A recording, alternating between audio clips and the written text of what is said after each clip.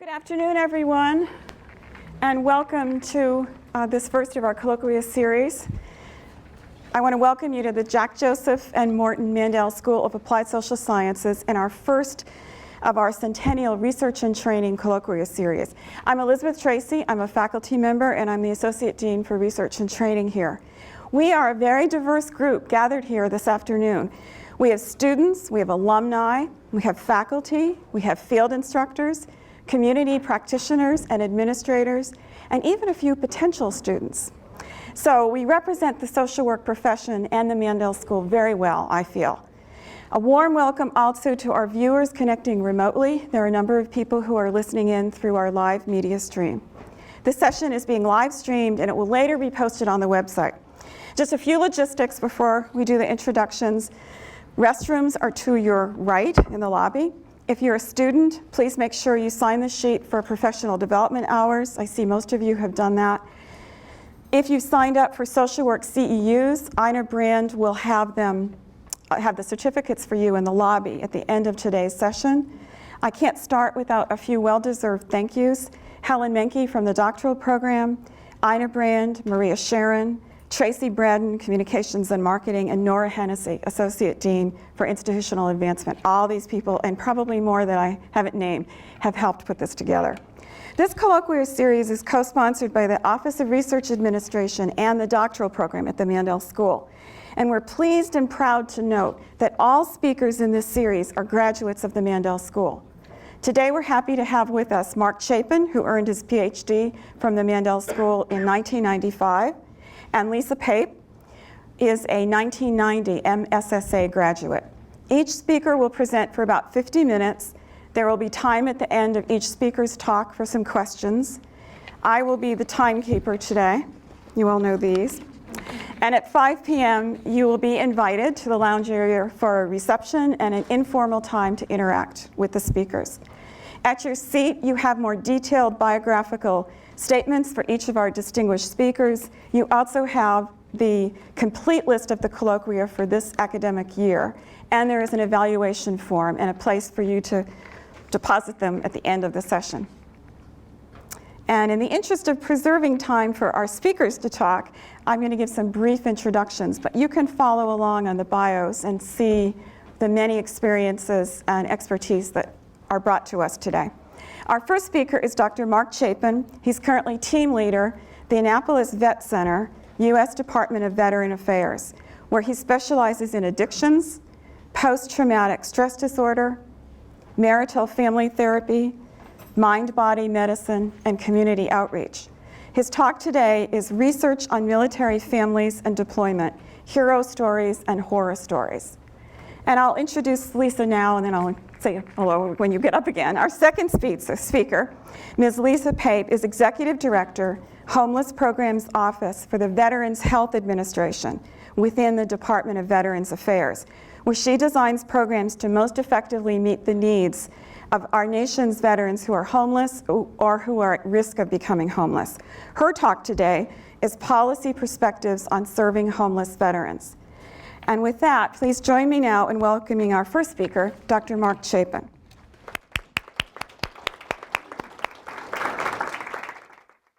Thank you for the warm welcome. Can y'all hear me? Can you hear me okay? I've been told that I have a soft voice, so I'm going to stick pretty close to the podium today. Actually, I changed the topic a little bit. Instead of just the hero stories and horror stories, I'm actually going to talk about an arc from theory to practice to evaluation. After I retired from the Army, I worked at Walter Reed Army Medical Center in their Department of Social Work for a couple of years. A big part of my practice there was working with families of severely injured soldiers. I wanted to provide services to these families that would be grounded in family systems theory and provided in a way that we'd be able to measure whether our efforts were helpful or not.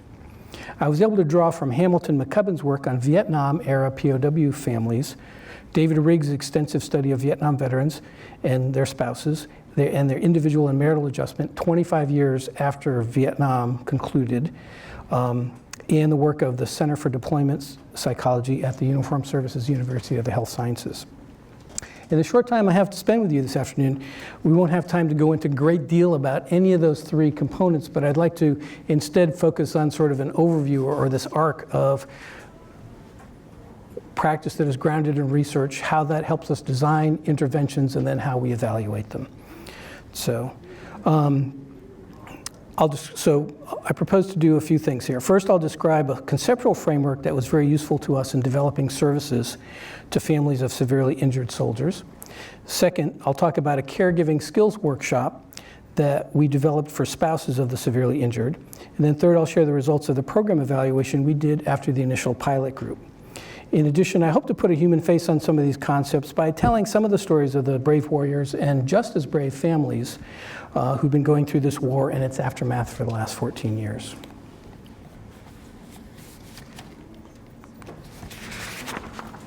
So remember back to your master's program, and you'll recall Erik Erikson's stages of development. You know, his view of developmental stages, which are characterized by psychosocial crises and developmental tasks that have to be negotiated to continue emotional and psychological growth. There are expected crises, such as when a couple becomes a family by welcoming their firstborn child. Also, most parents of teens would agree that adolescence is a developmental crisis for the family as well. And so these are sort of the expected things that typically happen over a family lifestyle. However, Erik Erikson did not serve in the military. For families in the military, deployment is a developmental normative crisis for them. It's part of a soldier's job, and during times of war, it happens, A, to almost everyone, and B, it happens usually more than once. Okay. Let me start by saying that most families get through this crisis just fine. If we think of a healthy family as one that has a strong sense of cohesion and meaning, good coping and problem-solving skills, resources, both material and emotional, effective communication, and an extended support system in their larger family, community, and church, then deployment presents stresses that challenge these family components, but the outcome can be growth and strength. So I'm an example of that process. As my wife deployed to Iraq in 2005 with only about 30 days notice to fill in for someone who became medically disqualified at the last minute. It was tough. We weren't even married yet at the time, we were just dating. But adding more stress to the process, she was medevaced home for emergency surgery about halfway through her deployment. But we got through it. We ended up actually getting married. And that deployment experience taught us incredible lessons early in our relationship about patience, communication, support, and commitment to the relationship. Now, the soldier as an adult leader of his or her family will set the tone of the deployment, especially as a liaison and broker to military resources available to all military families and special resources available to families of deployed soldiers. The deployment experience will likely set the tone and parallel the family's experience. Now I'm going to talk a little bit about Hamilton McCubbin. I got to spend some time with him because in the 90s I did a research project for the Walter Reed Army Institute of Research on the families of the Vietnam POWs. And he was actually an active duty social work officer in the Army during the Vietnam War. And he had worked for 5 years with the families of those while they were still in captivity and then during their reunion and reintegration phase. And he's researched and written extensively about this most extreme form of stressful deployment when someone is captured or missing in action.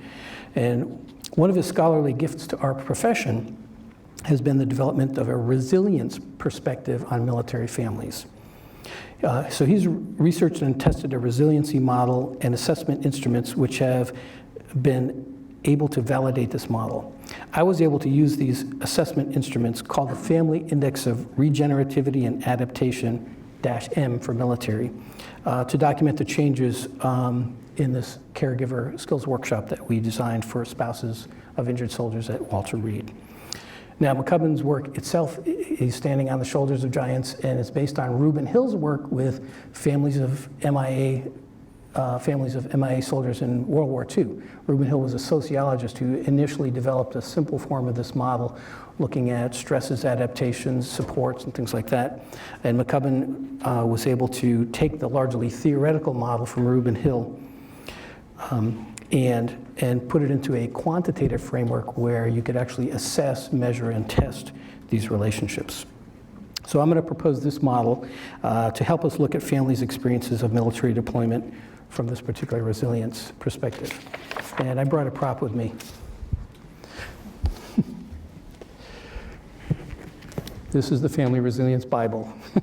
So this is Reuben Hill's collected assessment instruments and validation information on family assessment, resiliency, coping, and adaptation. So although you wouldn't guess it from his name, Hamilton McCubbin is a native Hawaiian, and after his military service, he was on faculty at the College of Human Ecology at the University of Wisconsin-Madison for a while, and then was at the University of Hawaii. And so not all this is about military families, but he's normed these instruments, these assessment instruments for Hawaiian families, for African-American families, for deployed families, for families in poverty. And so all these little tabs here are the ones about military families that I used. So this is where we got it.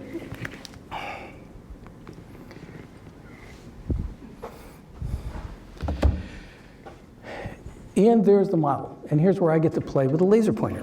So since most of you are mental health professionals, I'm not going to spend a lot of time explaining each component of the model. Many of them are pretty self-explanatory. Like if you're in graduate school, you know what a stressor event is, right? So a pileup of demands is when a number of stressor events happen within a short period of time. There are a lot of arrows and multiple connections here, indicating a lot of connectivity among these concepts, indicating that there are statistically measurable and sometimes significant correlations. When this model is tested on a specific population, analysis techniques, multivariate analysis techniques such as path analysis and structural equation modeling can help to create what they call a trimmed model, which shows the strongest pathway of relationships through these different components.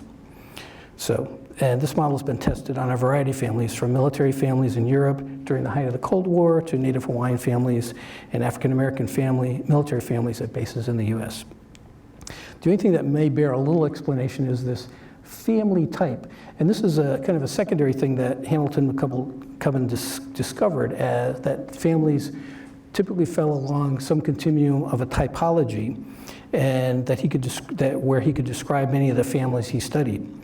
These are like default settings for how families function.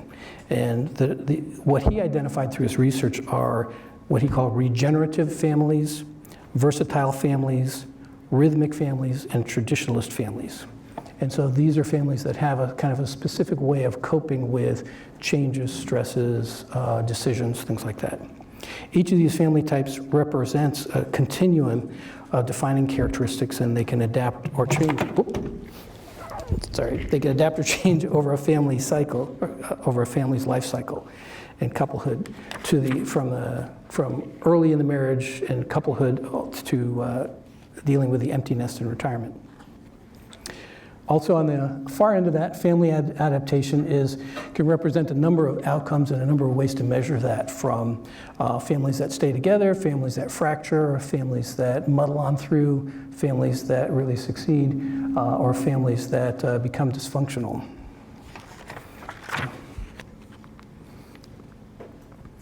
Now, one of the things that when we think about deployment, it's not just the actual time away, and that this is the cycle of deployment that the military uses to explain how both individuals and entire units are rotated from their training base here in the United States to a combat theater of operations, and then brought home for reconstitution, replacements, and retraining. I have to give credit to Dr. David Riggs from the Uniformed Services University of the Health Sciences. He's at the Center for Deployment Psychology, and he's done a lot of work with military families early in his career at the VA, and then later working at the Center for Deployment Psychology. He didn't make up the cycle, but he gave me permission to use the slide. One of the signature features of the current global war on terror and the wars in Afghanistan and in Iraq are multiple deployments. Most of our career active duty social workers have deployed at least twice now, so they've been through all this with their families, as well as working with soldiers and their families at each stage of deployment. As we have cycled through this process with hundreds of thousands of soldiers and their families, we found some common developmental tasks, challenges, and we've been able to design some interventions to help people through each phase of the cycle. So we're going to take a look at each phase individually and then sort of apply each phase to this resiliency model.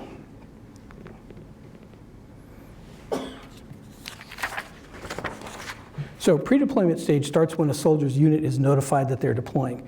Some larger units, like division-size units of 18 to 20,000 soldiers, will have responsibility for a geographic area of Iraq or Afghanistan, and then rotate each of their striker brigades, which are smaller units, through deployment on an annual basis, which for most of the time for the Army is a year, but for a while there was that surge, and some people were held not on a voluntary basis for 15 months.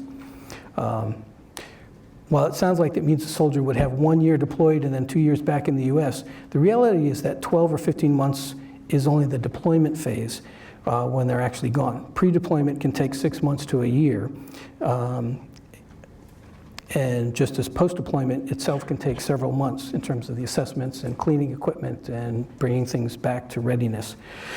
So the full cycle for one of the current 15-month deployments that are now just ending is actually closer to 2 years. Soldiers also rotate from post to post at individual forts, posts, camps, and stations as they get promoted and develop new leadership skills and responsibilities. So sometimes a soldier will leave a unit that's recently back from deployment, move across the country to another unit that is just getting ready to deploy. So they have a very limited amount of time back in the States. So back-to-back deployments like this are especially stressful, especially if you're throwing in a family move across the country at the same time. So here's what we can look at for some of the factors that impact this family resilience model in the pre-deployment phase. So it mostly impacts the left side in terms of stressors, in terms of that involve preparation. Notification itself can be a stressful event, especially if it comes as a surprise or arrives at a time when there are other concerns that are impacting the family. So most obvious among this young family population is pregnancy. So other things may be a family illness in a child, a spouse or parent, interruption of an academic program, missing key milestones such as high school graduation, or dealing with ongoing marital problems, or an impending marriage, separation, or divorce. So all these are different kinds of things that are stressor events. For example, in the summer of 1991, we got 3 pieces of good news all in 1 week. First, I found out that there was a really nice house open on base, which we'd been waiting for over a year. So we're going to move from our off-post rental home into quarters on post. Second, we found out we were expecting our next baby, due date next February. Then third, that's when I got selected for the Army's long-term education program and elected to come here to Case Western. So we were going to move in another year. So in 1990, we moved from Germany to San Antonio. In 1991, we moved from the rental house into government quarters. And then in 1992, we moved from San Antonio to Cleveland. So all these things were positive, sought-after changes that were things that had set a goal to do and wanted to do. But coming in such rapid succession were pretty stressful. So, family preparation for deployment often involves decisions about whether to stay in the military community or move back home during the deployment time. Also, this is a time when families, part of the preparation here is updating their legal papers such as wills, insurance forms, deeds, and powers of attorney, things like that. Arrangements need to be made for paying bills, childcare, home maintenance, and any other tasks that the deploying spouse has responsibility for in the marriage. So, another important preparation is setting up communication between the soldier and family. Email accounts for the kids, webcams, MP3 players, and recorded messages, things like that. So there are quite a few things that are happening here. So the second stage is the deployment phase, And there are three big hallmark tasks of the actual deployment phase.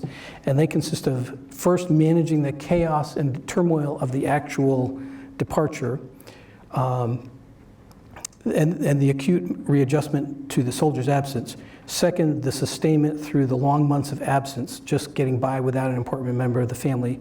And third thing is dealing with the fears and actual experiences of the soldier's combat exposure, risks, near misses, and actual injuries. So there are stresses that happen at this stage as well. Some of the things that we know here are some home front worries. One of the things that we know are that about 30% of deployed families experience financial problems. I mean, serious financial problems like credit cards maxed out, possible home foreclosure, things like that. There are serious decisions for the family that stays back home. Are they going to change their job? Are they going to have to stop working? Or should they go closer to home to be closer to extended family? Things like that. The other thing to manage that can be a stressor, or that falls under situational appraisals, is kids' reactions to war events, because a lot of times we found that family members, keep seeing on all the time in the background, and the kids are floating in and out, and at what age do they really have a sense of what's going on? I mean, 5-year-olds, when they watch a TV and they see bombs going off and things like that, they think it's happening right outside or down around the corner, things like that. Families have evolved a lot of coping skills and communication techniques. This is the first war we've been involved in where we've had Skype and instant messenger and things like that. And somehow that's a double-sided coin, because it's really nice to be able to have a conversation with your kids at night. And I've seen photos of soldiers seeing their babies being born and the first view of their newborn baby, which makes everyone go, oh, isn't that so sweet? But on the other hand, if you've established regular communication like that, then what happens on the first night when the soldier's supposed to call in but doesn't, and you haven't heard anything? The other thing is in the first Israeli war in 1967, Zahava Solomon is a psychiatrist who studied the mental health reactions of Israeli soldiers in combat, and she found that the soldiers who were most likely to experience combat stress reactions, in other words, to freeze up in combat, to become combat ineffective, were those who were also dealing with home front issues, such as marital problems or family illness, things like that. So the downside of Skyping with your family is that your spouse and your teenage child are having an argument on the video screen right in front of you, and you're like 10,000 miles away feeling pretty helpless, those kinds of things. And so it's harder to focus just on the job of being a soldier at that point, when you're also trying to manage the things that are happening 10,000 miles away with your family. So, and then we have the pileup of demands with single parenting, loneliness. For social support, one of the things in the military communities are called FRGs, or family resource groups. These are typically the family members and spouses of those deployed, and they sort of follow the chain of command, where like the unit commander's spouse is supposed to be sort of like the chairperson, and then the subunit group spouses are helpers, and so they maintain sort of a chain of concern, as they call it, and a chain of communication, so that news about what's happening with the folks, the unit in the field, gets disseminated. If people are having problems, or if one of the unit members is having a baby, then they get together and help out and provide casseroles for a week and things like that. And so those are an important area of social support during the deployment within the military community. So some of the things we know about deployment stressors is that back in 2004, when this data was collected, there were still some Army families that hadn't experienced deployment, because it was very early in our involvement in Iraq and Afghanistan. And the Army does a regular, every 2 years, which is why it's called the biennial survey of Army families. And so here's an interesting thing where the percentage of folks who are reporting that they handled things well or very well is compared for families where there's never been a deployment, and families where there's a current deployment. And you can see for every domain here, from school, job, childcare, car maintenance, home repairs, household finances, work, transportation, there's a consistent 15 to 20 point gap between those who are deployed and those who aren't. So that tells us deployment is pretty stressful.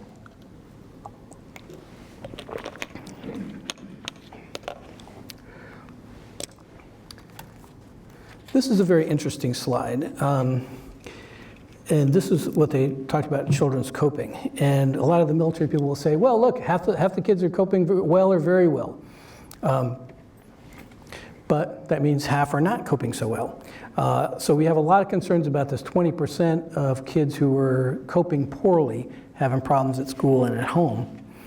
But my concern is the parents that endorse neutral on this, like, I'm not sure what that really means. Perhaps that the kids aren't cutting themselves or starting fires, but they're definitely not thriving. That they're kind of muddling through the day, but not their usual shining selves. That they've had some minor problems like smoking or skipping school or some lower grades, but not huge programs like running away or getting arrested, things like that. So these are families of children and families where there's deployment. The next slide I call my duh slide, which is, this is deployment and spousal satisfaction. So the number of months the soldier has been deployed and the percent of spouses that say they're satisfied with the Army lifestyle. Aren't statistics wonderful? So, this is one of the other slides that talks about the family stresses on deployment. And so this is looks at the rate of child neglect among 1 and 2 year olds, and it's given year by year because the Army Family Advocacy Program collects annual data on child abuse, child neglect, spouse abuse, domestic violence. And what you see is that there are it kind of muddles on through here about 4 to 5, maybe about 3.5 to 4.5 per 1,000 cases in all these years from like 92 to about 2001. And then what happened in 2001?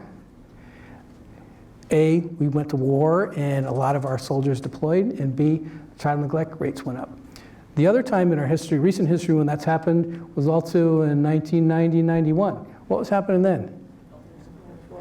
Yes, the Gulf War, Operation Desert Shield, Desert Storm.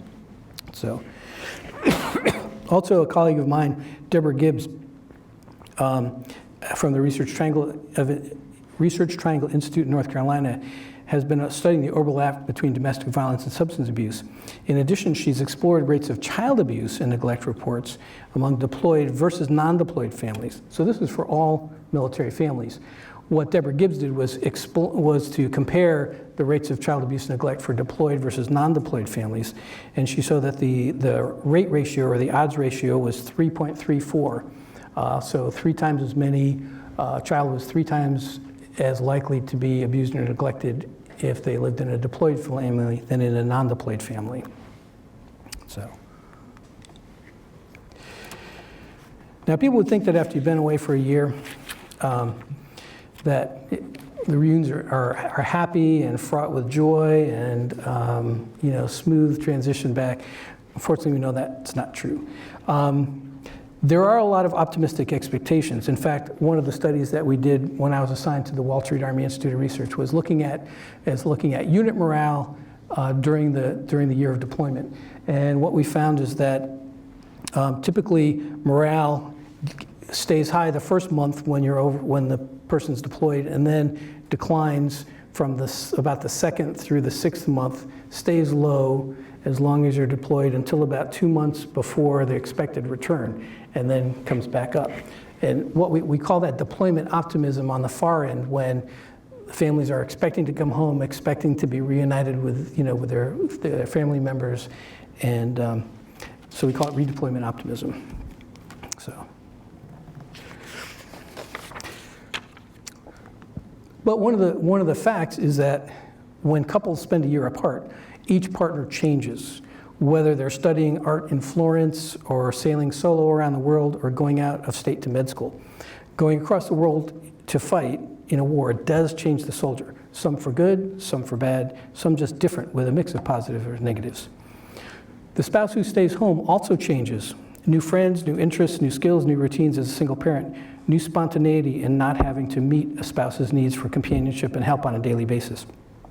So there may be some unpleasant surprises if the non-deployed spouse indulged in some expensive self-care days at the spa, or remodeled the kitchen with some unexpected expenses, that kind of thing, or dented the soldier's classic 65 Mustang. On the other hand, returning soldiers are often reluctant to tell the stories of their worst moments in combat, wanting to spare their spouse the gory details and unnecessary worry about their safety after the fact. Likewise, some spouses may have chosen not to tell their soldier about some of the worst stuff that happened at home. So coming back home involves kind of reintegrating into the family, changing once again the family patterns that have developed over the past year that have allowed the spouse who remained home to kind of function and run the family as a single parent. And here's where we start to see some family adaptation things where we see some families can return to normal. What we most often see is that in the most resilient families, we're seeing something called a new normal, because both partners in the adult pair have grown and changed and become more independent. Most couples will say it's a little bit bumpy the first few weeks, first month or so, but that a lot of folks have a new appreciation of what their spouse used to take care of that, that now they're coming back to take care of again. And they've also developed some new skills. We do know that there are, increased divorce and referrals to counseling and things like that for families right after reunion. I know that when my wife Claudia was assigned to the 4th Infantry Division, part of her job was to design sort of a reintegration program where they had folks coming back, would spend a couple of weeks taking courses in like, how do you deal with a teenager? So if you left and your kid was 12, you come back, your child is 13 and going through puberty and real mouthy and, wants you to drop them off a block away from school so nobody knows that they're with their lame parents, that kind of thing. So one of the questions we want to ask is, when we look at the 3 phases of this deployment, what has a year of deployment brought to this family? So all I've done in this next slide is superimpose the last 3 family things, pre-deployment, deployment, and post-deployment, on what has happened in the last year. So one of the things that we know, so here's a summary of all the stuff that the families had to deal with to support the 1-year deployment. Back in the 1960s, Holmes and Ray developed something called the Life Change Unit Scale. Are you familiar with that? So on a scale of 0 to 100 points, they assigned points to the intensity of a change that someone had experienced. So death of a spouse or a child would be 100 points, getting a traffic ticket or taking out a bank loan would be 10 points. And then they added up all the occurrences of whatever those stresses were over a year. And if you had 300 points, then your chance, and they were actually able to figure out your odds of getting ill or being in some kind of accident based on how many life change units or how much stress you'd experienced in the last year. And they're pretty accurate in that. And one of the scary things is that for most military families, the number of life change units that they rack up just on a regular move from one peacetime base to another peacetime base usually is 350 to 400. So people starting and stopping work, selling a home, buying a car, moving problems with in-laws, moving in with in-laws, moving out of in-laws, things like that. So you can see how there are a lot of different areas that are affected by this. Now, one of the things that we dealt with at Walter Reed was the special case of when deployment is sort of interrupted by a soldier's injury. It's one of the things that families worry about during deployment. One of the things soldiers worry about too. But when that happens, things change pretty rapidly. So there's an initial crisis of whether the soldier will survive and what their level of recovery or what their level of disability will be. For most soldiers that I've worked with, there's a crisis of meaning, and that meaning boils down to one thing: can I still be a soldier? There's often disruption and dislocation during recovery. The Army has some state-of-the-art trauma treatment centers, but they're not here in Cleveland. There's one in San Antonio, Brooke Army Medical Center. There's one in Washington, D.C., Walter Reed, and there's one, the Naval Hospital in San Diego, that are the designated, severe trauma treatment centers. And then the VA has, 5 polytrauma treatment centers that handle folks after they've already been discharged from the military. So one of the support programs that the military has is a program called the Non-Medical Attendant Program. So if a soldier gets blown up in Afghanistan and is medevac to Walter Reed, the Army will pay for travel for one non-medical attendant. So a spouse, a parent, a sibling will fly to Walter Reed. They had a place called the Malone House, which is a hotel on the campus. They give them a daily stipend. They pay for their room. They give them a daily stipend to eat, and their job is to be there with their family member, because sometimes these soldiers are so severely injured that they have to do some medical decision making. And one of the things that we know from military medical practice is that if your spouse or a family member is there with you, the soldiers tend to do a lot better. So, but for a lot of these families, because here we're talking about many relatively young soldiers in their 20s who are married and have kids who are under the age of 5. And a lot of disruption happens bringing the spouse to Walter Reed, because then the grandparents are moving into their house to live with their kids, or the kids are going to live with the grandparents, or sometimes a single spouse is bringing two kids under 5 to the Walter Reed. Sometimes they bring school-age children and just yank them out of school. Daddy's injured, we're going. And so there were a lot of challenges for the Walter Reed staff in terms of arranging childcare for these younger children, for some kind of tutoring or schooling for the school-age children, and help trying to support the spouse as they're going through their soldiers' recovery and treatment. So. And so one of the natures about this injury is that with these injuries with a relatively young, pretty healthy population, other than the injury, is that we've seen some pretty remarkable recoveries of folks who are pretty severely injured, who've recovered both rapidly and fairly completely. So, but for some folks that are missing limbs, for whom their military service is over, there's this huge piece of helping them redefine their roles as, what am I going to be if I can't be a soldier? What does this disability mean for me? What does it mean for my family? Can I still provide for my family? And so there's a huge piece of redefining the family identity after disability as well. And then finally, one thing that hasn't been talked about much about is restoration of marital intimacy after injury. So a lot of people don't think about is explosions that are powerful enough to rip someone's legs off often do damage to the other soft tissues of the reproductive system. And so helping families deal with that part, either the loss of sexual functioning or delay in return to sexual intimacy, or having to do things a lot differently after injury, is a huge piece that couples are very uncomfortable talking about. And what we found is that many clinicians are also uncomfortable raising the issue and talking about that as well. So here's the issue of injury and how that impacts injury. And so we've talked about some of these things already. The notification of the injury in itself is definitely a stressor and is definitely a crisis. We've dealt with a lot of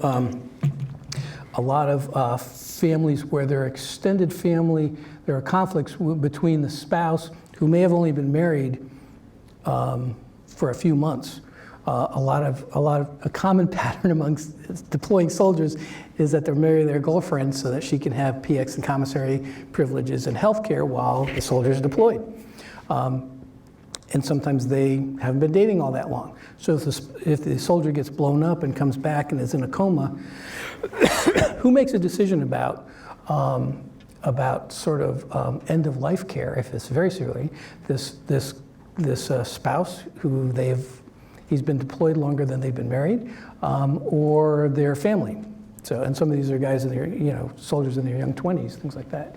So there have been some very difficult cases, sort of not quite of the legal impact, but if you think of the Terry Schiavo case about wanting to pull the plug, the husband wanting to withdraw life support measures versus the family that wanted to keep everything going, and the level of vitriol and political football playing that went around without that.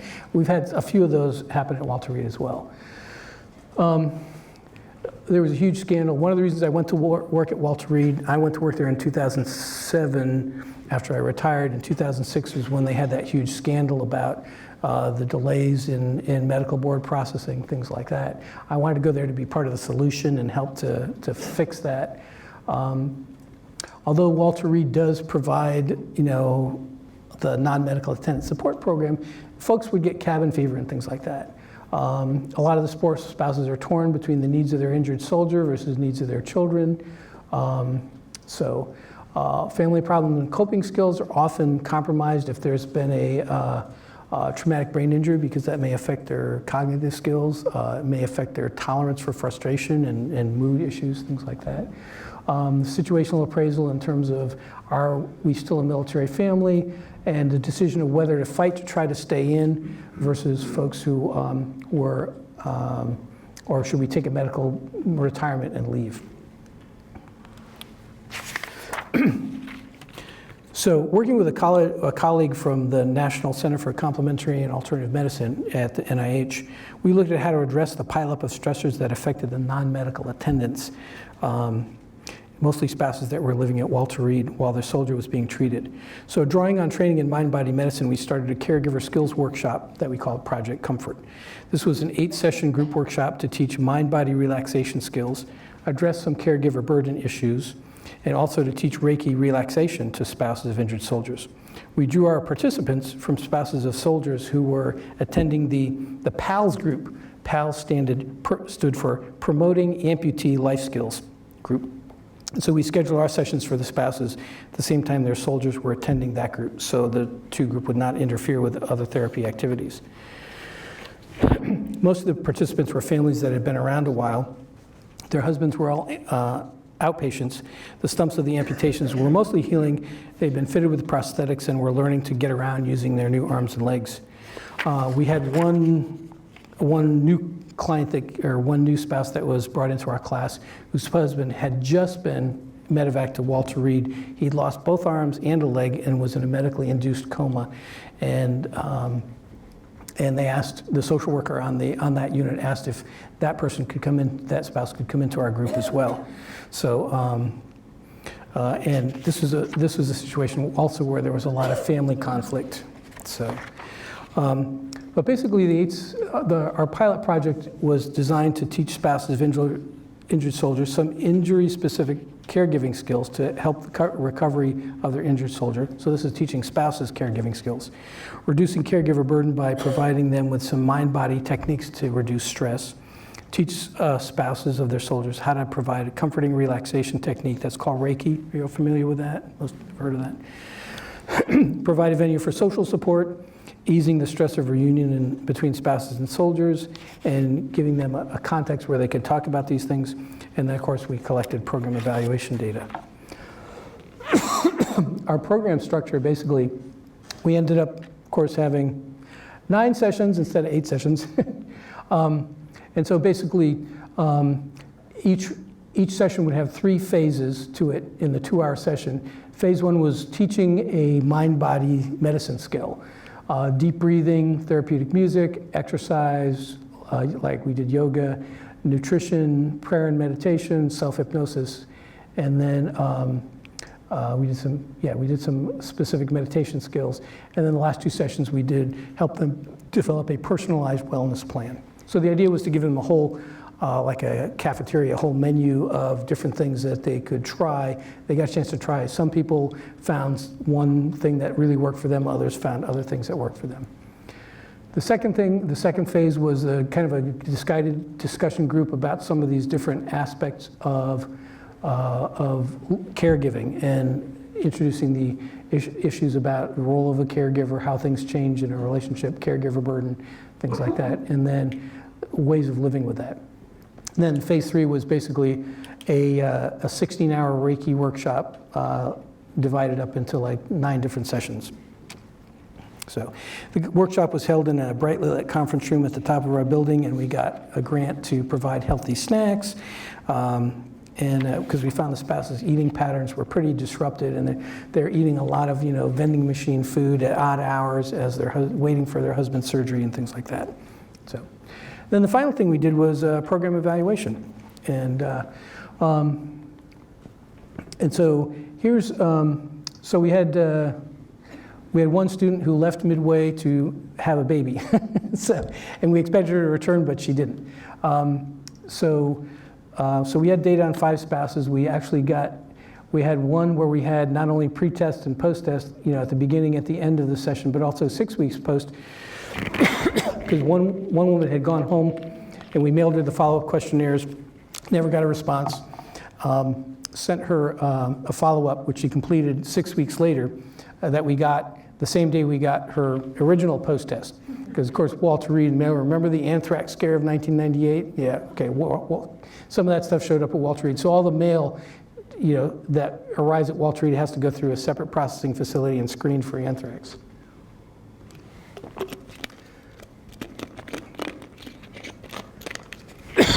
So here are the changes in strains pre and post-test. So this is kind of like the stressors. What we found was that virtually all of our participants reported that they were experiencing fewer stressors and fewer strains in their relationship after the workshop than the before. This is the direction we wanted to move, correct? Okay. This is the golden slide. The rest of them are more mixed. Again, no statistical significance. We have very small n of 5 people. And of course, definitely not controlled conditions, because if you're going to do a randomized clinical trial, you have all the exclusionary criteria, the inclusionary criteria. The only inclusionary criteria we had was spouse of an injured soldier. So, so here was, again, these are all part of the FIRA-M, the Family Index of Regenerativity Adaptation, again, from the Bible here, from my prop. And so again, we found, so on self-reliance, we found that 2 of our students, we call them students, not patients or clients, because we're trying to work with this as to depathologize it, destigmatize it. This is a skills workshop, caregiver skills workshop, where we wanted to focus on building skills, not identifying pathology. So we call them students. So again, 2 stayed about the same. And in this case, self-reliance, 2 actually went down. Where's number 5? We only have data on 4 people. That's interesting. I never noticed that before. The family coherence, that sort of cohesion, stick-to-itiveness, we found kind of a mixed bag where this person kind of was doing better right after, and then 6 weeks after she went home was kind of back, well, sort of where she started from. A couple that got, 3 that got better, 1 that got worse.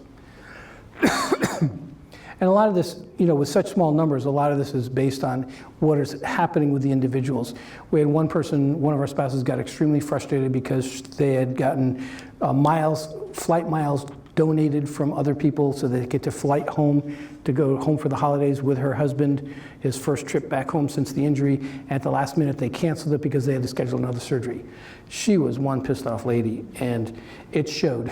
It showed, because she found out about that like a day before our last session when we're giving the follow-up questionnaires. So this is our social support index pre and post. We found a couple that had gotten better, and a couple that had gotten worse. Family adaptation checklist. This is the outcome, sort of how the family had adapted.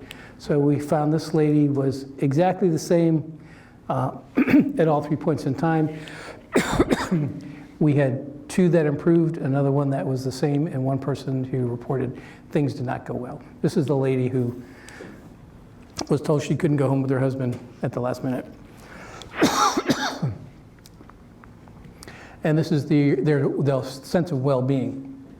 So again, this is the lady whose husband was blown up and was a triple amputee. This is when she was going through the worst of the family conflict where his father, his mother, who he's estranged from, told him that when she went home to Atlanta to pick up their 2-year-old son, the mother came by and said, you know, she's not going to stay with you, so you should really come home and live with us, because she wanted to get his SGLI, his soldier's traumatic amputation life insurance, and get his medical disability. So things got really, so in terms of extended family support, you can see why that, you know, well-being kind of like went down to the toilet on that one. But a couple of them also, so 3 of our 5 spouses reported that things were well-being was better. We also did not rely only on the FIRA-M. We also looked at a measure called the OQ45 outcome questionnaire, 45 questions about general mental health and general well-being. On this, 35 is the, 36 is the clinical cutoff here. And this is the SD subscale, subjective distress. And one of the things this told us was that none of these people were anywhere close to the clinical cutoffs for people that look more like folks who are engaged in mental health counseling versus a more normal population. So our first kind of guess was supported that these are not people that are crazy or dysfunctional, but these are folks who are actually pretty normal people that are going through a very abnormal, stressful situation. Again, because of the things that were happening, 2 of the folks actually were encountering more distress further on due to their spouses, their injured soldiers' issues. 1 stayed about the same and 2 improved. Same thing is with the dyadic adjustment scale, pre and post test scores. And again here, higher is better. So we had 2 that went down and 3 that went up. And because I went to the Mandel School and was taught to use mixed method technology, I see Dr. Singer back there smiling, we also asked for them to make some comments about what personal growth have you noticed in the last 9 weeks, and we got lots of good feedback from them. And so, yeah, so we got a lot of good feedback from them that helped us plan our second second time through that, and we did a second round of that, which was had fewer people signing up because we were not able to do it at the same time as the PALS group. So let me skip through since I'm down to about 2 minutes now. I see Betsy over there with the clock. So.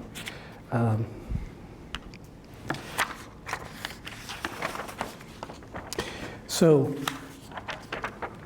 I got through quite a few of these. So basically, we got a lot of good ideas about how to make this better. We implemented the ideas. We got some good feedback, verbal feedback from them, as well as some measurable feedback. And right about that time was when I left Walter Reed and came over to the vet center. So what I'd like to share with you are some resources for families that are available. And I believe, are these slides going to be posted on the website? Yes, they will be saved. Okay. Right. So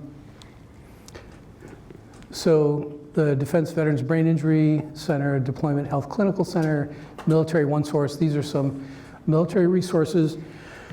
The VA, of course, med centers and vet centers. And then there are a number of private organizations that support veterans who have been injured, veterans who are in need of care. I think the one that I didn't mention there is the Wounded Warrior Project, because everybody has seen the commercials. And then the DoD has a number of partnerships. And one of the things that was just starting when I was working at Walter Reed was the VA seamless transition workers that were actually placed in Army and Navy hospitals to help make the transition from military care to VA care. So, one of the things, and actually where you ended up, was resources for veterans and families. We hear a lot about VA time lags inability for people to get to resources, even though they're kind of listed. What's been your experience with that?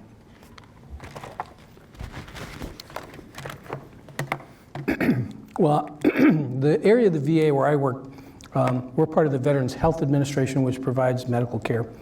The vet centers, being small outpatient units placed out in the community, we don't have a waiting list, either electronic or on paper. We're not supposed, nobody in the VA is supposed to have a paper waiting list. And we can generally get folks in for counseling within a couple of days. Part of that is that our population are folks that are eligible through either combat service or being a military sexual trauma survivor. So we're not getting every single veteran that's been in the military. We're primarily getting combat veterans and survivors of military sexual trauma. And we're pretty adequately resourced to provide that. So, does that answer your question? So there are, you know, I'm sure most folks have read that there have been issues with delays in care and things like that in the larger VA that has to do with a lot of veterans electing to use the VA for their care.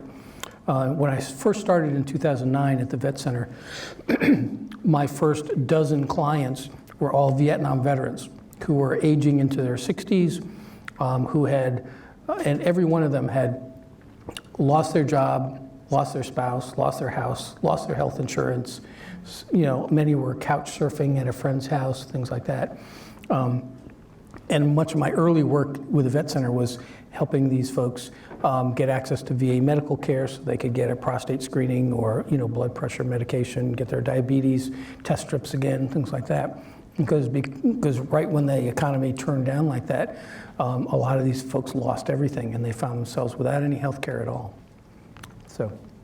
So there's been a huge, so we have this kind of double whammy in the VA right now of Vietnam veterans who are aging into their 60s where they need more and more medical care from some of the many common things that happen to folks in their 60s, medical conditions. And at the same time, you've got the returning OIF, OEF veterans. Not only those with a lot of combat injuries that we've seen, but one of the entitlements that returning veterans have is that for the first 5 years after returning from a deployment, or if they've been deployed, for the first 5 years after they get out of the military, they're eligible for complete health care through the VA system.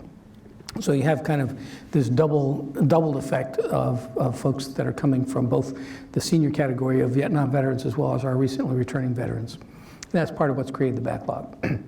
And we can't hire enough mental health clinicians in the VA.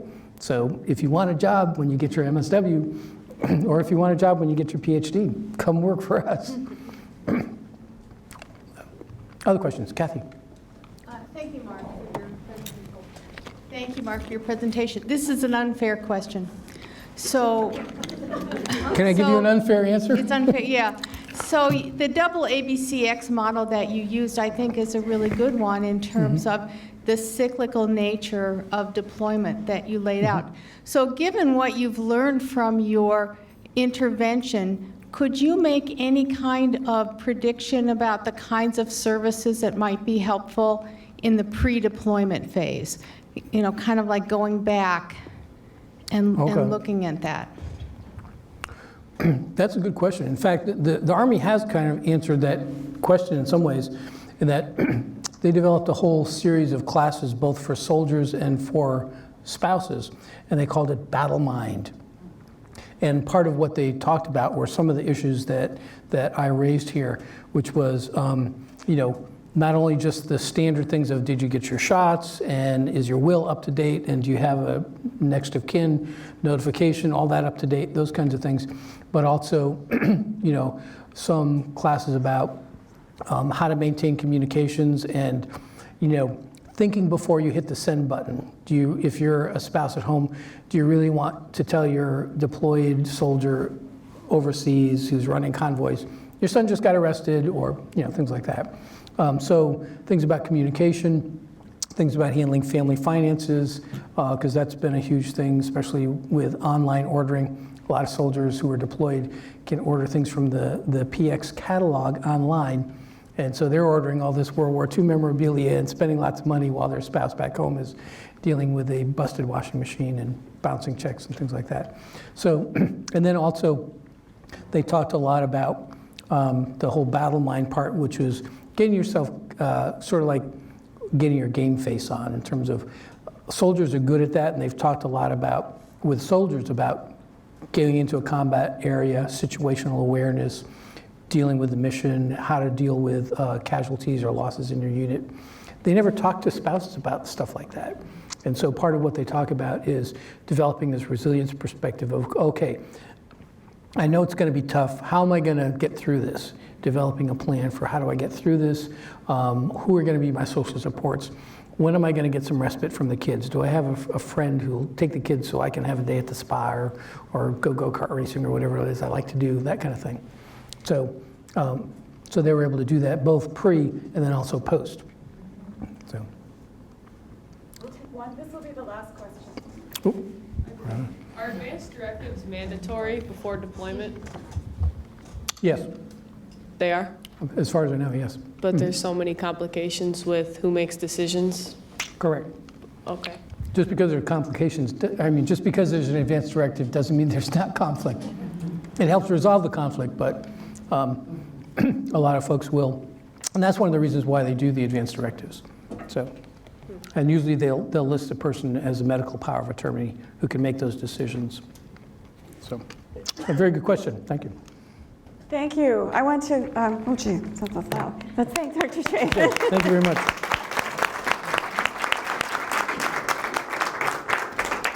And we have Lisa Pape, who's going to join us now.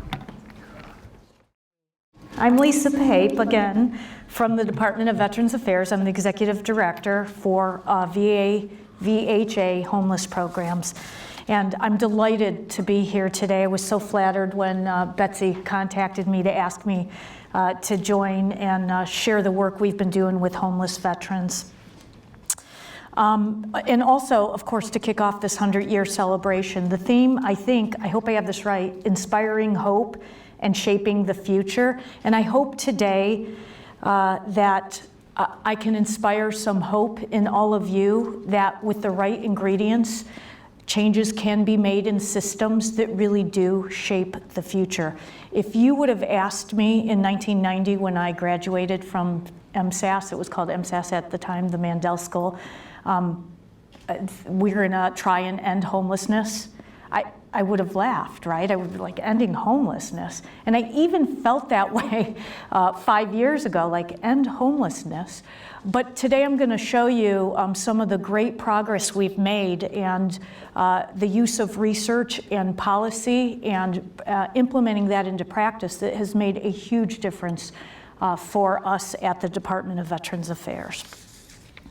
So our goal is a systemic end to homelessness by the end of 2015. That's like in 90 days, not that we're counting, but we are. The ultimate goal is to ensure that all homeless or at-risk veterans have some kind of permanent, sustainable housing.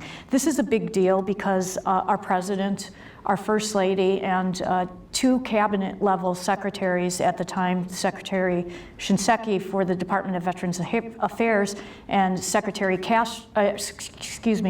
Donovan from Housing and Urban Development, all stood forward and said, we can't have veterans living on the streets. It's a travesty, and you all have to help correct this. People who have served our nation should not have to live outside. So the president asked federal agencies to cut out barriers and find ways to improve, basically cut through the red tape and improve a veteran's ability to get housed or stay housed. And as I said, let me go back here, a systemic end to homelessness. So what that means for us is zero homeless veterans on the streets, that there's actually no veteran that has to sleep outside, and about 12,500 is okay to be living in some kind of transitional housing or shelter situation. And so the big picture, I just want to give you some context here so that you know what we're dealing with. In January of 2014, we did this point-in-time count, and HUD runs this, and they do it every year, and look at where we literally go into the streets the last 10 days of January and count, people are shaking their heads, and count homeless people who are living on the streets. And so in 2014, across the nation, there was about 578,000 homeless people living on the streets.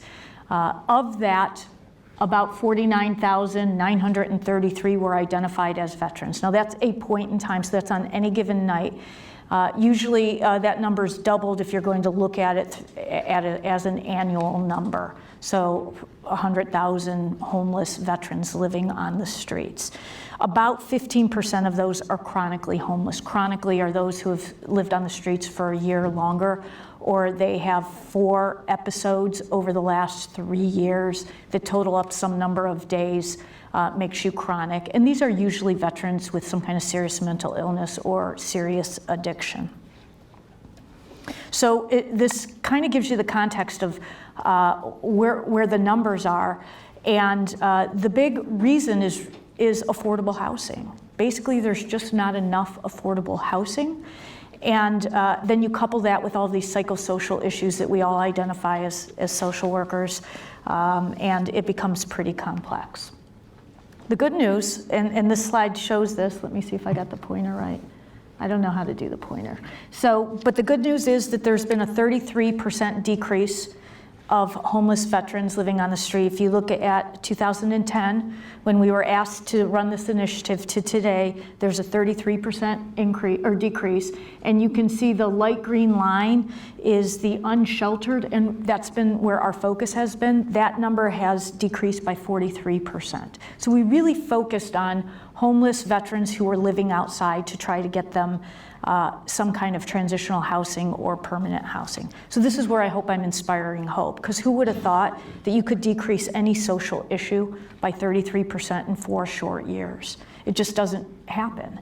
And with the right ingredients and the right focus and the right leadership involvement, a lot can happen.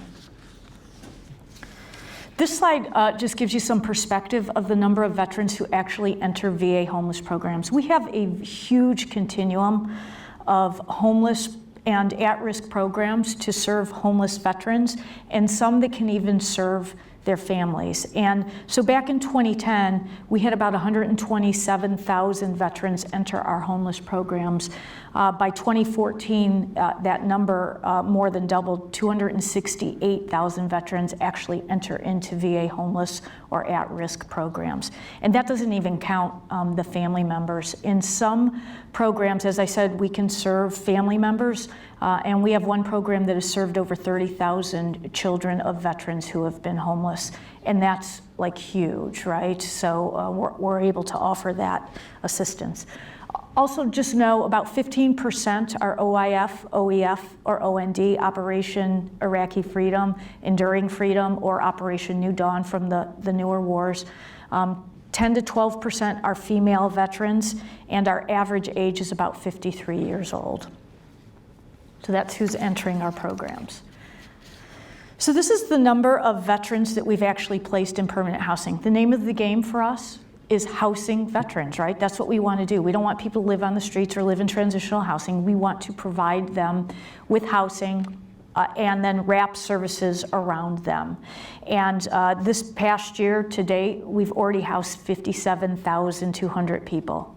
And so now I know you're doing the math. How do you have 49,000 on one night, but you house 57? There's a constant inflow.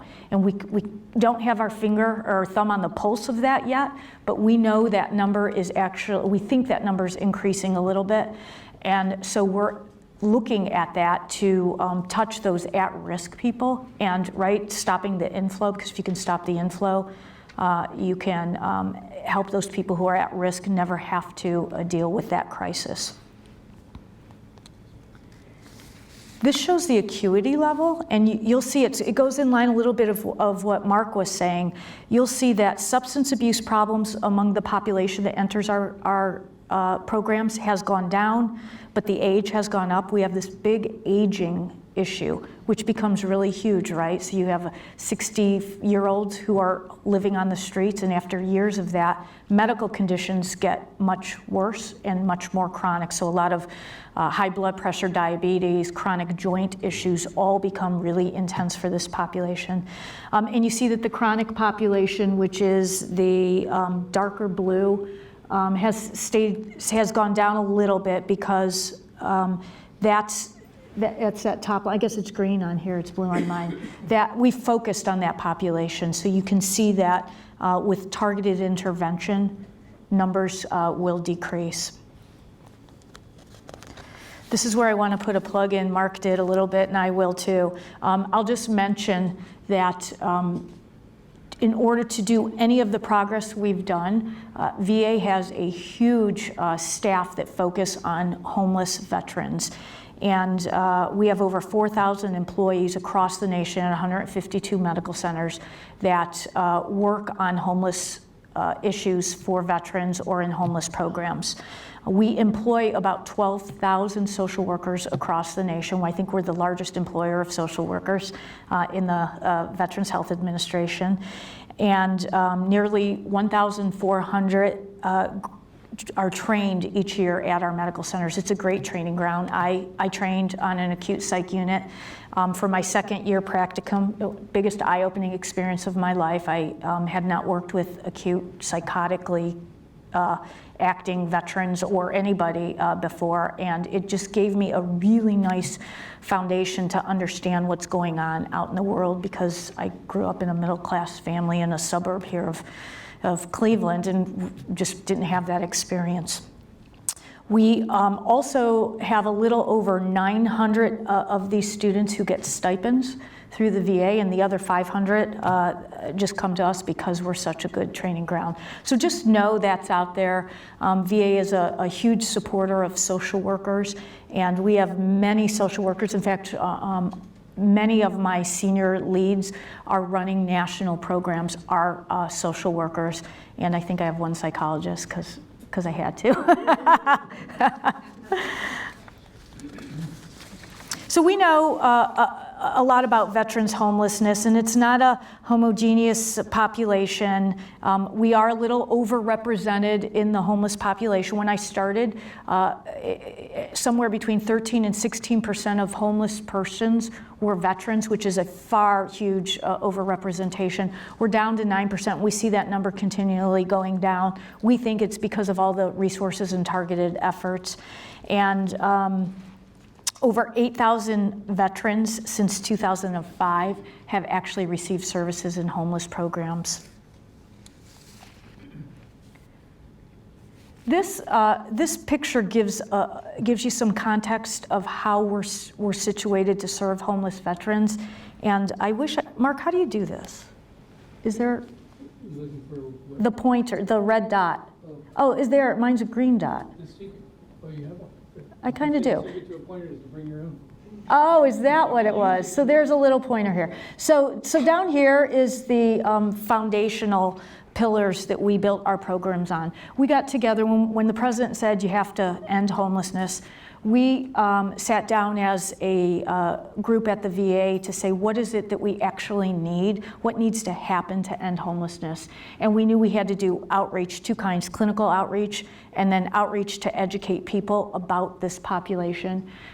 We knew we had to do something for prevention because you have to stop that inflow. Of course, you have to provide treatment, specifically substance abuse and mental health treatment, but also medical health treatment because these folks are sick. We needed to do something around housing, of course, and permanent supported housing. And then what the VA knows well is we can do a lot, and we do a lot, but we can't do everything. We're bound by so many laws and regulations and rules. We needed community partnerships. So that people could pick up where the gaps were. And some of those are treating spouses and families. I do have two programs that can do that, but most of our programs and most of the VA cannot do interventions for children, spouses, or families. And so for sure, our community partners are a big piece of that. Up here is we also need a 24/7 rapid response interventions, which we're still aspiring to. We do have a call center that will answer the phone, most phones 24/7. We do have some outreach centers across the nation that run 24/7, so if someone is found homeless at midnight, they don't have to sit in an ER. We can get them to our outreach centers and start to get them the treatment they need. And of course, up on top are all the federal partners. And the veteran is right there. So they get wrapped around with all these services, federal, state, local, nonprofit organizations, to really have an all-in approach. Our plan was a no wrong door. So we needed all of this to make sure there's no wrong door, because not any single agency can do this alone. So what that meant for us really is a new operations management framework, right? We mostly acted as a crisis response system. So we waited till somebody fell into homelessness, and then we'd send our outreach workers out to the shelter and find that person living in the shelter and then get them wrapped around services so that they could start to get the treatment and care and housing that they needed. So we wanted to change that mindset, that we're not a crisis management. Let's not wait till people fall into homelessness. Let's really change how we think about this. And so we had to realign and align operations across 152 medical centers and a number of outpatient clinics that you'll see popped up all over the nation.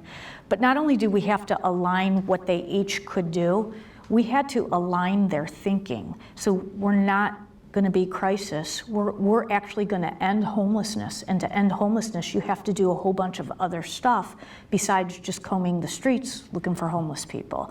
And that is a work in progress because changing a system, the VA has 300,000 employees, 152 medical centers, 800 outpatient clinics.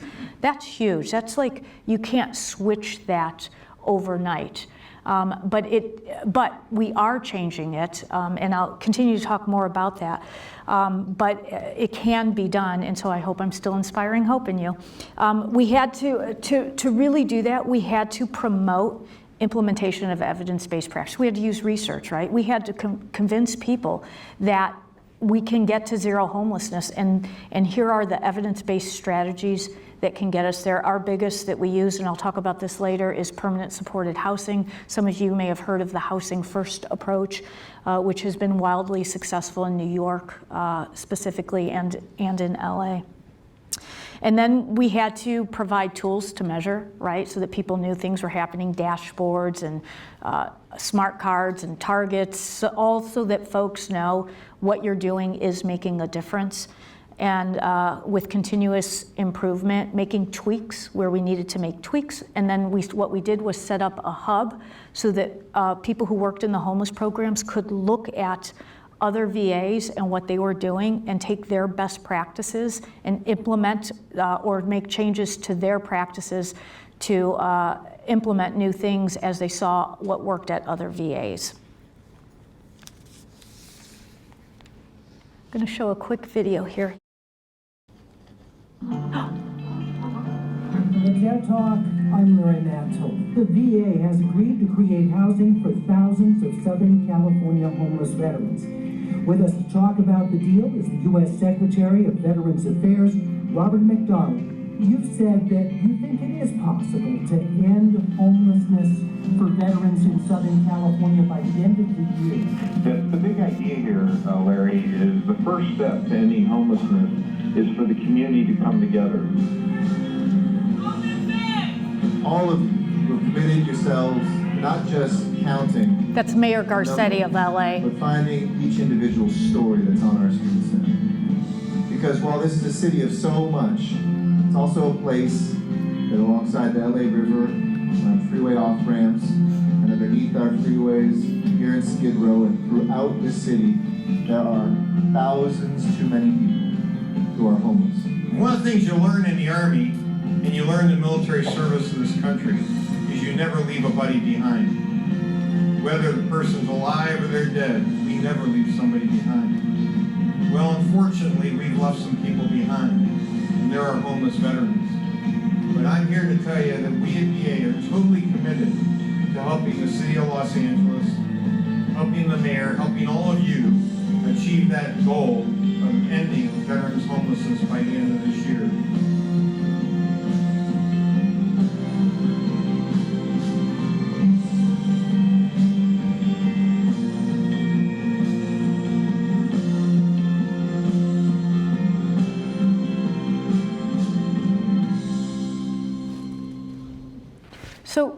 So this is cool, and why it's cool, you know, Secretary McDonald is a cabinet member. He's 16th in line to become president, and he's out there with me and many of our colleagues on Skid Row counting homeless veterans, very committed to ending veterans homelessness.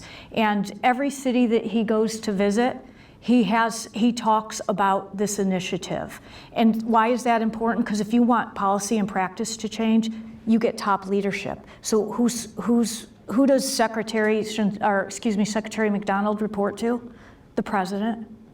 So we have top leadership out there talking about ending veterans homelessness.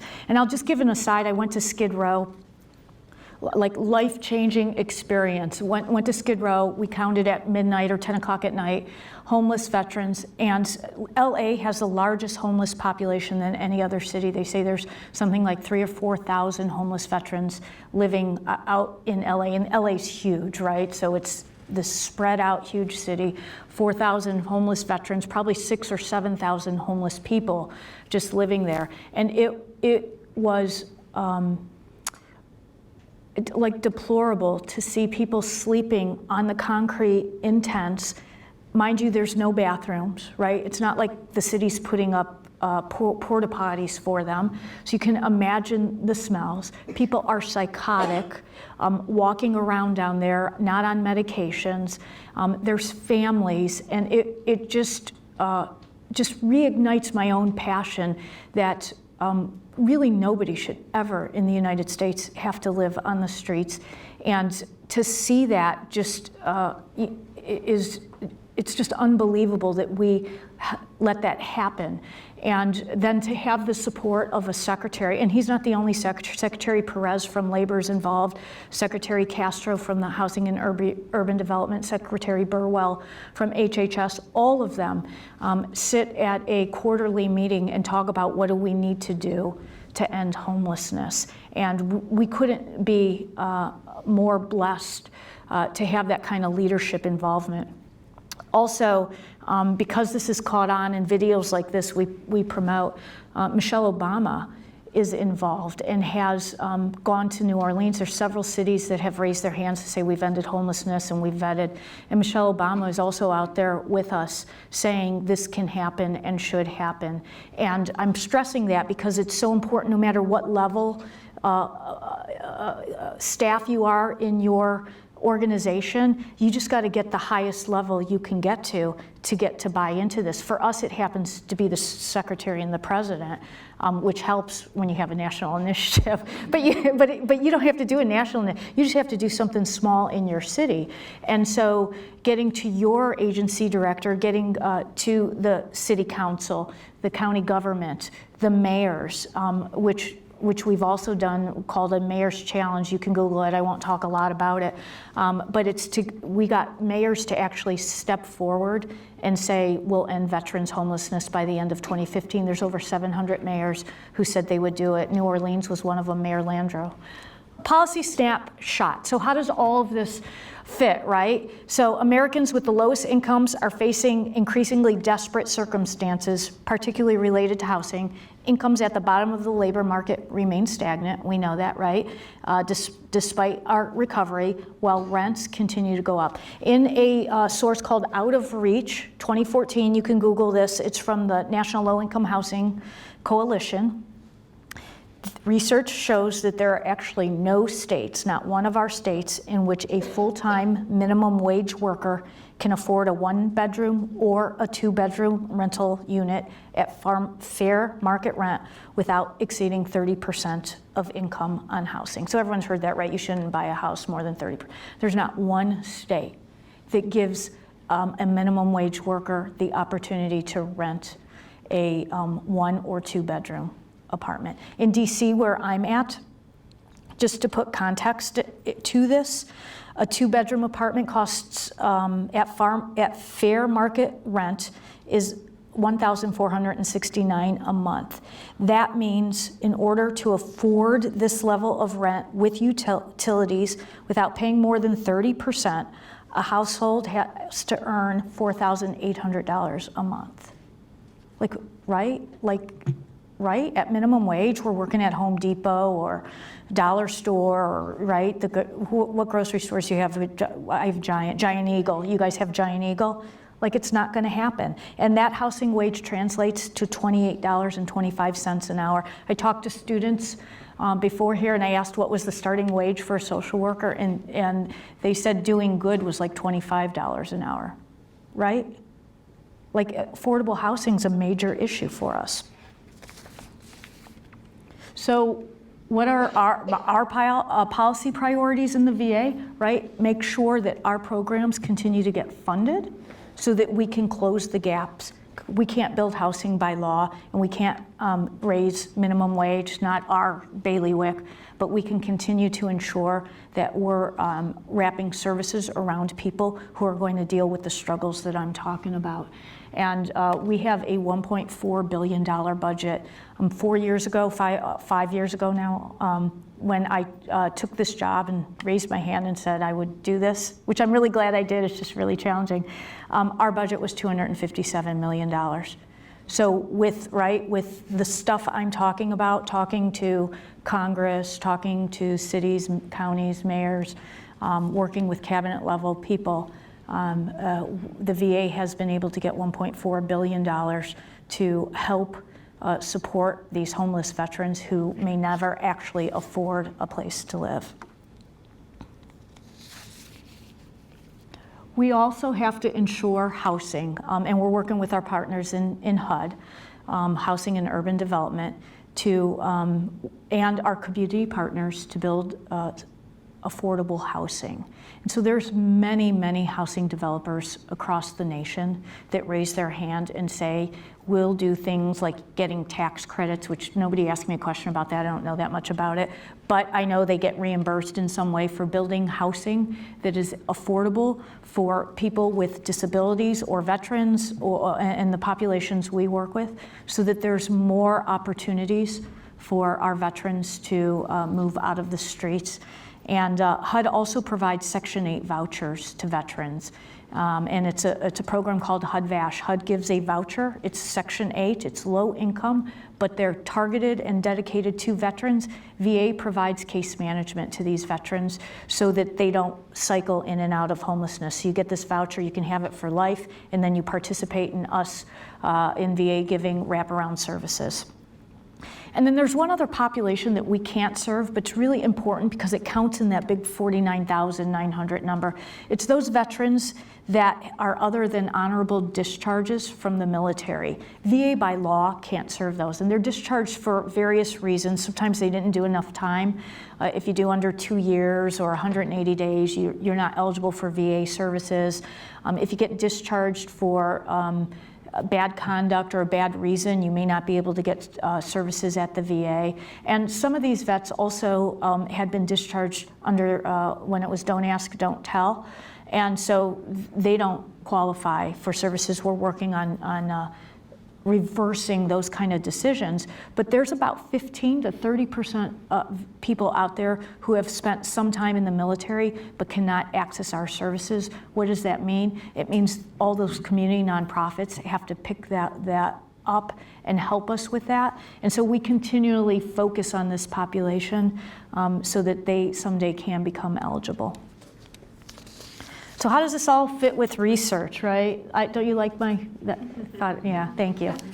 So when you think of research in the homeless realm, it's like herding cats. Like, think about it. Like homeless veterans, how do you do follow-ups with them? You may not even know where they live the next day, right? And their families, and you've got to track. They don't have phones, right? So many of them, they don't have transportation, so you can't have them come into your surveys. We have to go find them. It's challenging. The interesting thing is, though, that since 1946, there's been over 8,500 research articles that have been published on homelessness. The issue is there's no real crosswalk between the research and actually implementing some of the findings into practice. And folks know this, we've struggled with this for years. And over the past 20 years, 300 peer-reviewed articles are published and indexed by PubMed.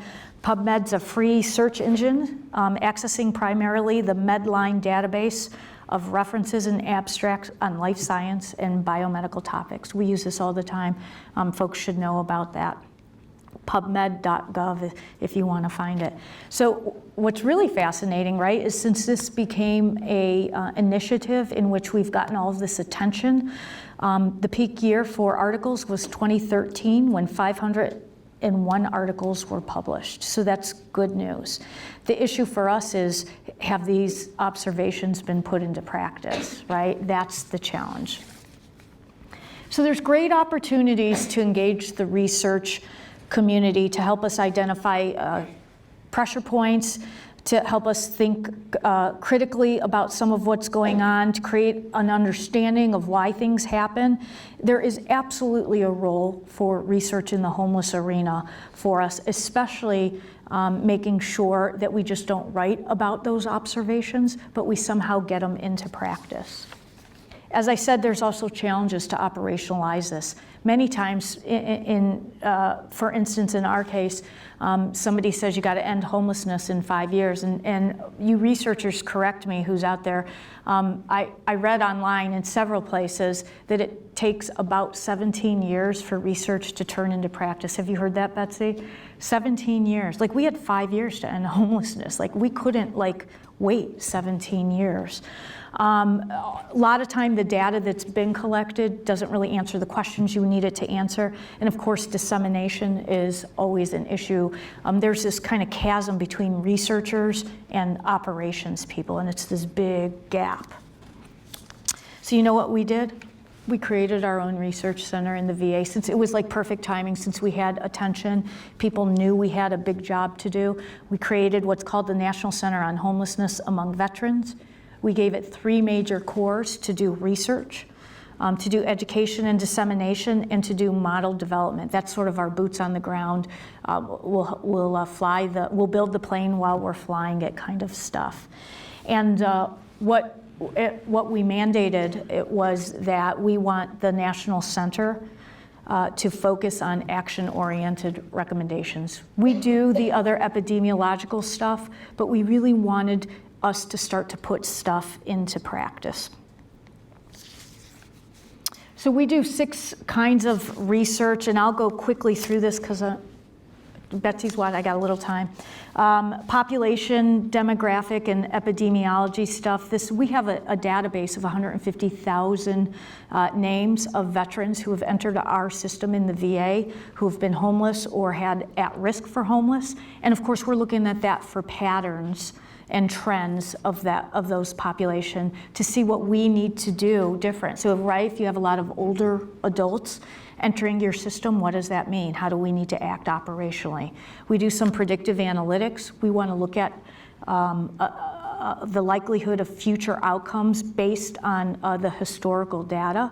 So we want to look at what do we need to do in 2 or 3 years. And I'll bring aging up again because we know that's what's going to happen. Again, we have this bubble of Vietnam vets that are now in their 60s that are hitting and have always been in the homeless programs because of what happened when they came back, when they returned from Vietnam, and they've kind of stayed chronically homeless on and off throughout the years.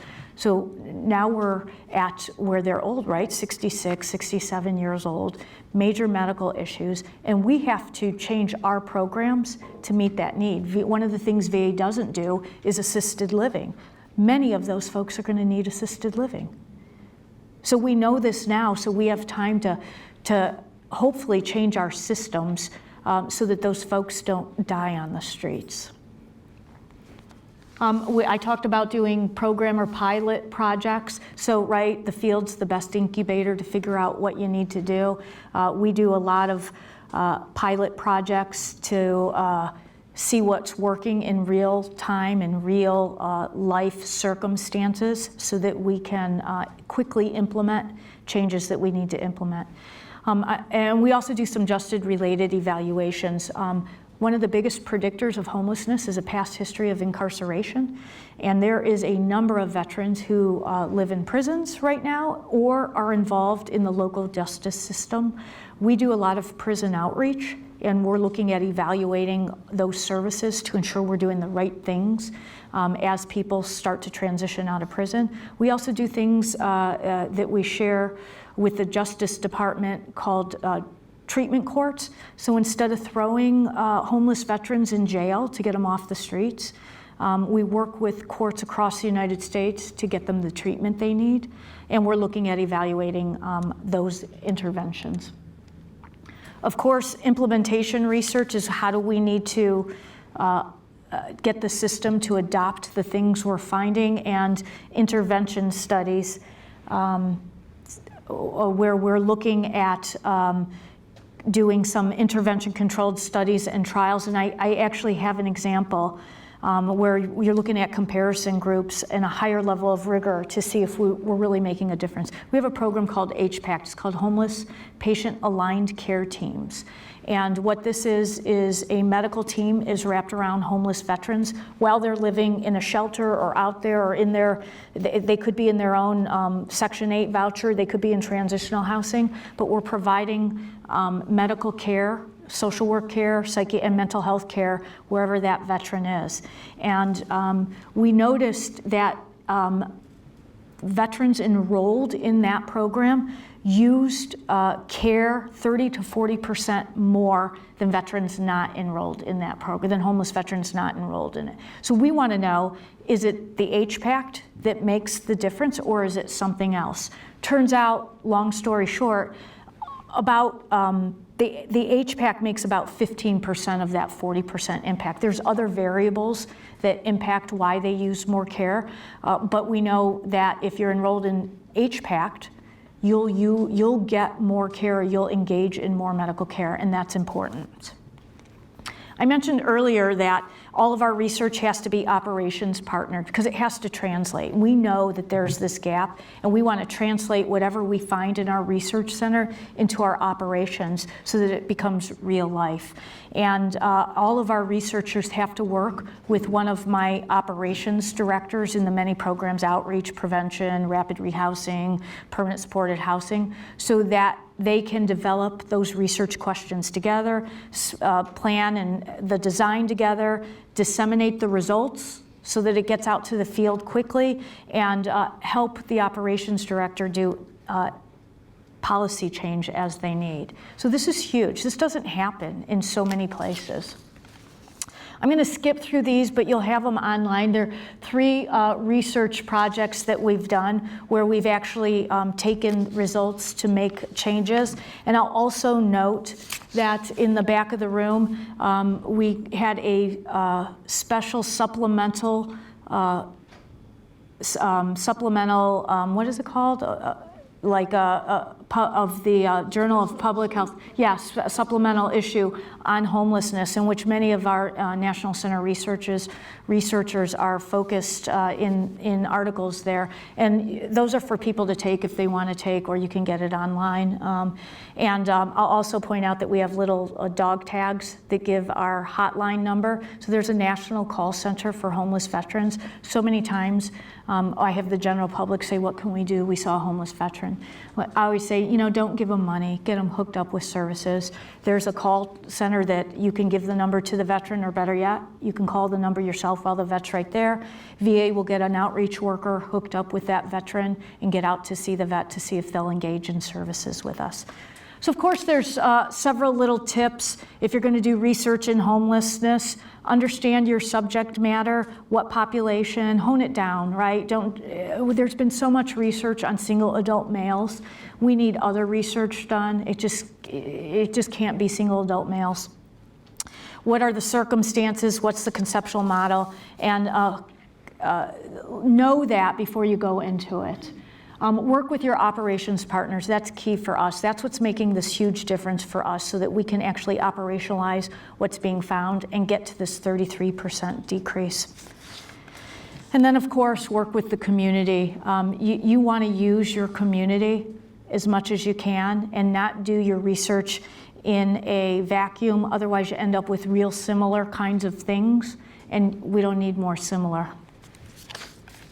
So I want to give you a real life example. That's why I'm speeding through this, where we actually took research to practice. And it's called Housing First. If people heard of Housing First, good, a lot of head shaking. So Housing First doesn't mean housing only, but it does mean that instead of making a veteran, and this is what we used to do, or anybody, go through levels of treatment and care to get the reward of housing, we get them in a house first. We have heard time after time from veterans that it's like, how can I think about getting recovered when I don't know where I'm going to sleep? How can I think about like taking my psychiatric meds if I don't know if I'm ever going to get a bottled water or a meal? Like it's too hard. Don't make me do this. And somewhere in New York, a guy named Sam Simbaris rolled out this Housing First and did research around it and found that it increased outcomes, it decreased ER visits, it decreased hospitalizations. And so the United States Interagency Council on Homelessness, which is the White House office that focuses on all homelessness, so chronic youth, family, and veteran homelessness, basically said we want federal agencies to adopt this. So that helped, right? And start using Housing First as our model. So, and these are the Housing First principles. Homeless first and foremost is a housing problem and should be treated as such. Housing is a right.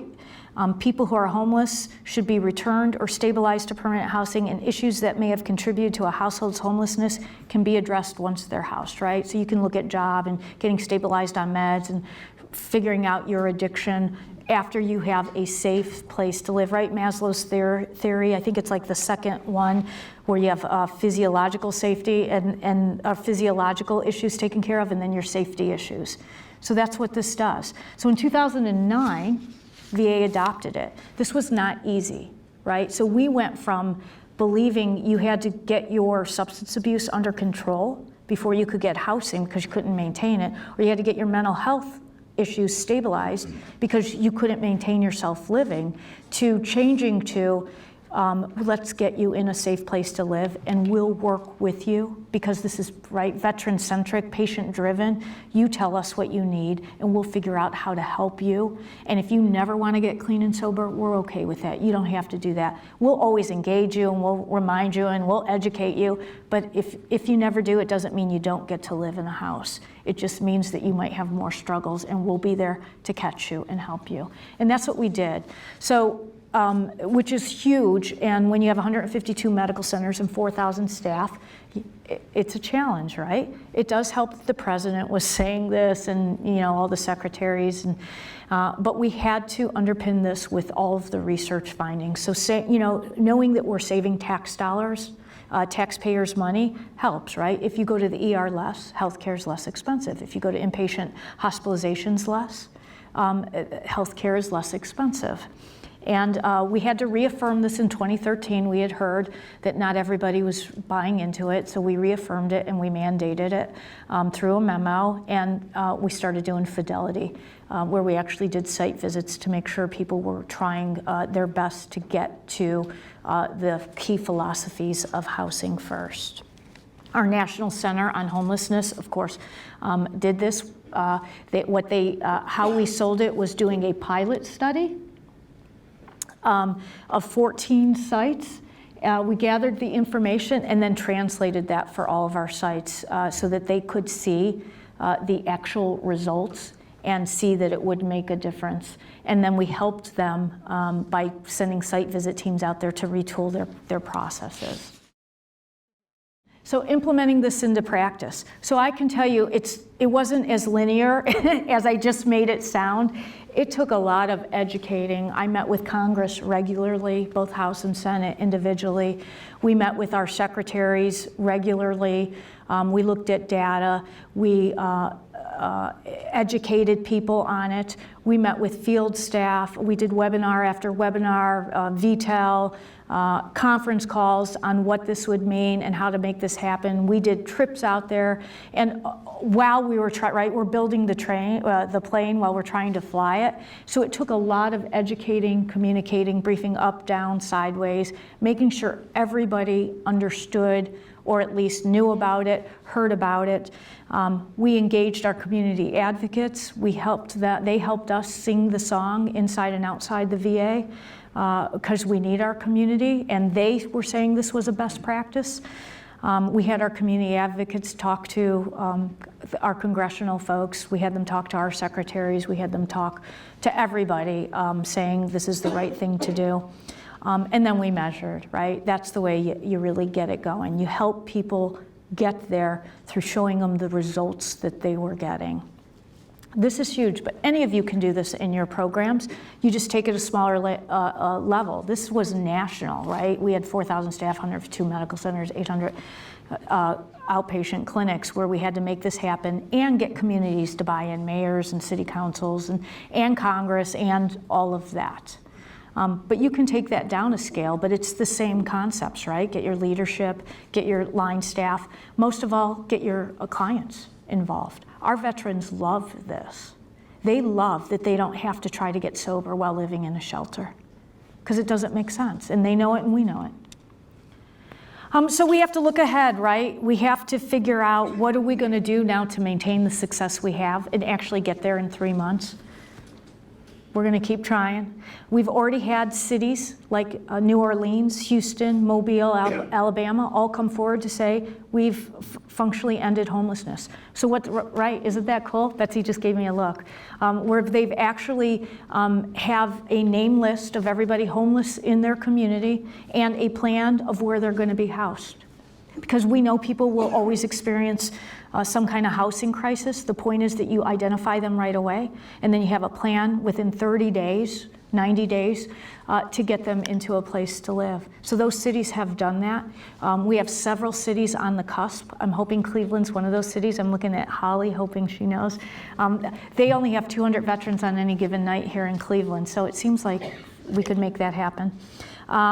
We also know that in the past we've had great bipartisan support. We want to keep that goodwill. It's really hard to say, no, we're not going to help a homeless veteran, and we've used that to our advantage. You have the same in any of your populations. It's about messaging that. Like, we can't have our nation's heroes living on the streets. That's a great line that we use that nobody can dispute. So much of the progress that we've made has been because of the research community and the stuff we've been able to do. And it's informed by research. And we know we have to continue the research, to continue tweaking it and continue getting the support we've got. Because now it's going to get harder and harder as our numbers get closer to that zero homelessness. And I just wanted to throw this in, so in case I've inspired anybody to want to get into the homeless arena, the United States Interagency Council on Homelessness has a national research agenda. And they focus not only on veterans homelessness, but all homelessness, which include family, youth, and chronic. And they have a list here of bulleted points of what still needs to be studied and what still needs research. And of cost effectiveness and cost offsets is huge. No one really studies that. Homeless prevalence and risk and protective factors, improving health, well-being, and stability, accessing mainstream benefits, pathways to employment, all of those are super important, because how is a veteran going to maintain that house if they don't have an income? And now remember my veteran, right? Our vets are compromised, 70% or so have some kind of substance abuse, a large number have mental illness, many of them haven't worked in years, and imagine what that does for their employment history and actually getting a job. And then when they do get a job, couple that with there's not even enough affordable housing because they're not getting, right, a job that's making $100,000 a year, even $50,000 a year. So all of those areas still need research, and we're always looking for folks who are willing to jump into this population. It's not a sexy population, and it's hard work, but it couldn't be more rewarding when I can stand here and say to you, this past year, in 2014, we decreased homelessness by 33%, and that's just like phenomenal for us, and it's not what you often hear. So I'm giving you my contact information. We're happy to answer any questions. I have about 5 minutes, right, for questions? Oh, I'm good. That's my last slide. So we're ready to take questions, and thank you so much for your attention today. I'm standing between them and the reception, right? I'll ask a question. Thank you. So we are now approaching the end of 2015, and you have some great, compelling figures to share, but it's not reaching the goal. So what do you think is going to happen? So this is a good question. HUD's going to come out with the point in time count that happened in January sometime in the next couple months. I think that in communities around the nation have done their numbers, and HUD's like in the process of rolling up. I don't think it's going to be how much is 70% that we need to end homelessness. That's okay. That's okay. We're not going to get to zero. It's unlikely, right? But what I will say is that we now know this has got to happen community by community. We did our building of programs and getting resources out and getting the federal agencies staffed up. Now the communities really have to own this issue, because only the communities know what their real gaps are. And we're working with communities. In fact, I have folks out in 25 major communities, Denver, San Fran, Philadelphia, all over, helping communities own this issue. Because after our 5 years is up, right, the attention will likely go somewhere else. And communities have to own this. And that's what I'm hoping to really push, so that even if VA homeless programs will be around like forever. I mean, they've been around 25 years, they'll stay around, but we won't have the same kind of secretarial and presidential likely involvement as we're going into a new election. And so we want the mayors, which is why you saw Mayor Garcetti on there, to own this. Did Cleveland join the Mayor's Challenge? Not yet. So we need the mayor of Cleveland to join the Mayor's Challenge to get us there. So that's what I think is going to happen. We'll still do it. VA will still be around to help. And it's really helping sustain the gains we made and keeping the attention that this is an important population.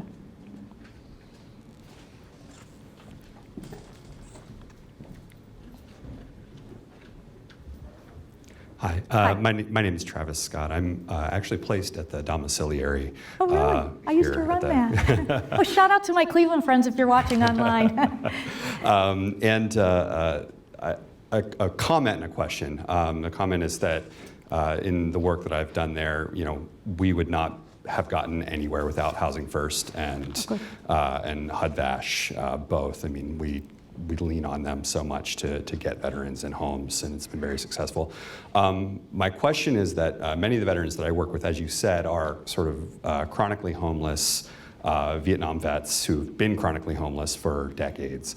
And I'm wondering, with that lesson in mind, what you see as being necessary in terms of policy to prevent that for OIF, OEF, and OND veterans? Yeah, great question. We're still actually studying this, so we know there's a lot of risk factors that lead to homelessness: incarceration, any kind of childhood trauma history, of course, history of unemployment. All of those things kind of are predictors that you could fall into homelessness.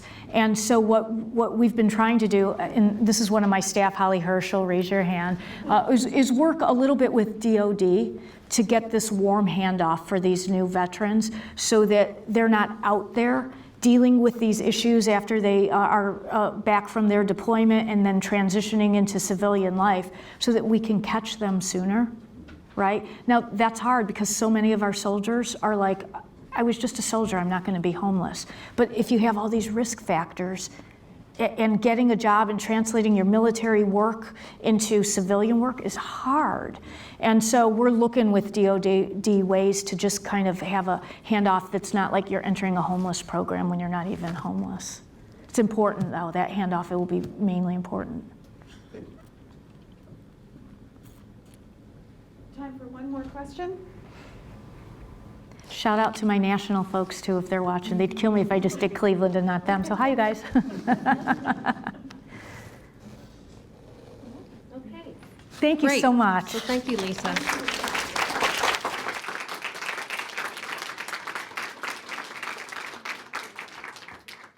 Thank you, Lisa and Mark, for returning to your alma mater to share your wonderful expertise with us. We're so grateful for that. Special thank you to Betsy Tracy for organizing this really important Centennial Research and Training Colloquia series. And thank you to all of you for coming today, and we hope that you'll return for some of the other sessions. We have a list in the back of different sessions coming up. So thank you for being here, and please enjoy a reception outside these doors. Thank you.